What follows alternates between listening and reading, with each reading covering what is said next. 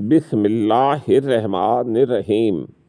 عبید اللہ نے کہا، مجھے نافع نے حضرت ابن عمر رضی اللہ عنہما سے خبر دی، انہوں نے نبی صلی اللہ علیہ وسلم سے روایت کی کہ آپ نے فرمایا، کوئی آدمی اپنے مسلمان بھائی کی بیع پر بیع نہ کرے اور نہ اپنے مسلمان بھائی کے پیغام نکاح پر پیغام بھیجے، الا یہ کہ وہ اس کی اجازت دے۔